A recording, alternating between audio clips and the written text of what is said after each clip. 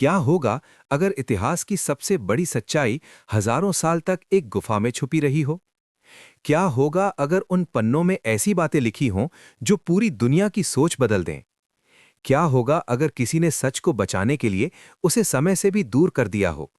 और क्या होगा अगर वो राज आज भी पूरी तरह समझा नहीं गया? द सोशल ड्रिप में आपका स्वागत है।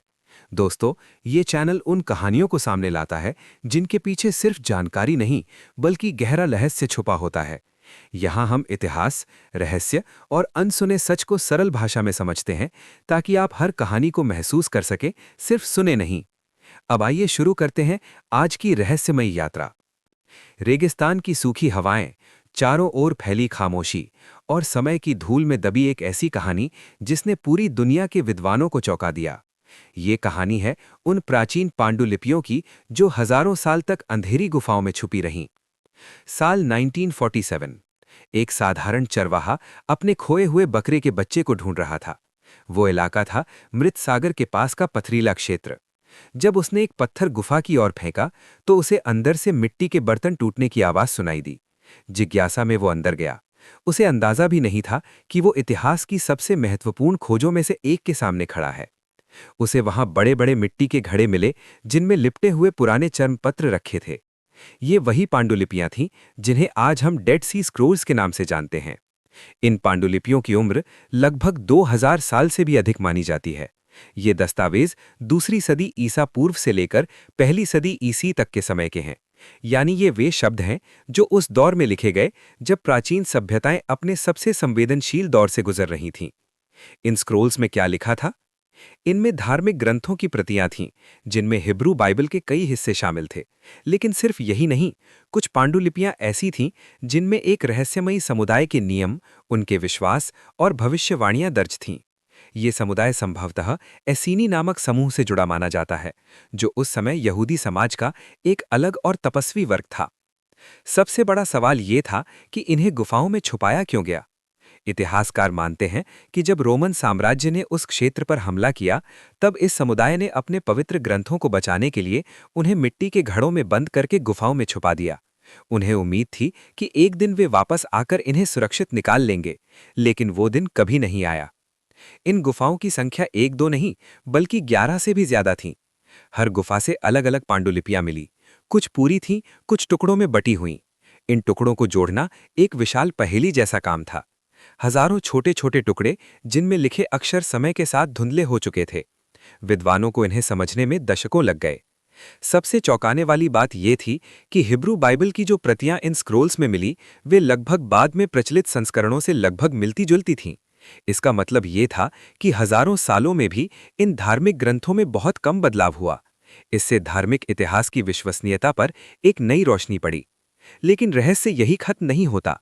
कुछ स्क्रोल्स में ऐसी भविष्यवाणियां थीं जिनमें एक धर्म के शिक्षक का जिक्र मिलता है। ये व्यक्ति कौन था? क्या वो किसी बड़े धार्मिक परिवर्तन का प्रतीक था, या वो सिर्फ एक आध्यात्मिक नेता था जिसे बाद में भुला दिया गया? इन्हीं सवालों ने इस खोज को और भी रहस्यमयी बना दिया। इन पांडुलिपियों में युद्ध और प्रकाश अंधकार की लड़ाई का भी वर्णन मिलता है।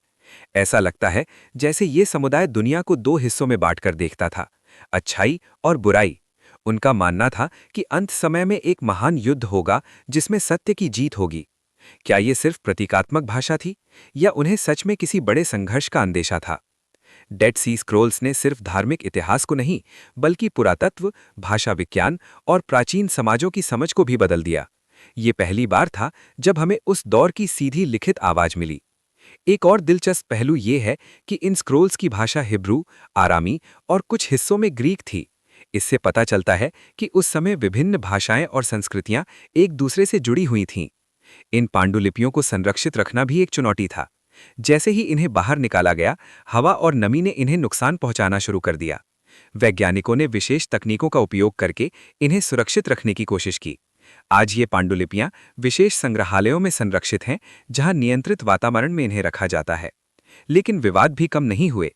कुछ विद्वानों ने आरोप लगाया कि शुरुआती शोधकर्ताओं ने कई महत्वपूर्ण दस्तावेजों को वर्षों तक सार्वजनिक नहीं किया। इससे संदेह पैदा हुआ कि कहीं कुछ तथ्यों को छुपाया तो नहीं जा रहा। बाद में जब अधिक पांडुलिपियां सार्वजनिक हुईं, तो शोध और तेज हुआ। आज भी इन स्क्रोल्स पर अध्ययन जारी है। नई तकनीकें जैसे मल्टीस्पेक्ट्रल इमेजिंग उन अक्षरों को पढ़ने में मदद कर रही हैं जो आंखों से दिखाई नहीं देते।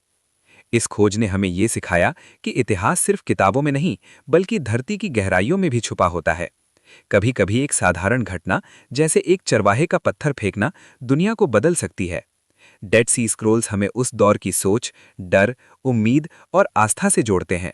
वे हमें बताते हैं कि इंसान हमेशा से अपने विश्वासों को बचाने की कोशिश करता रहा है, चाहे उसके लिए उसे उन्हें समय की रेत में ही क्यों न छुपाना पड़े।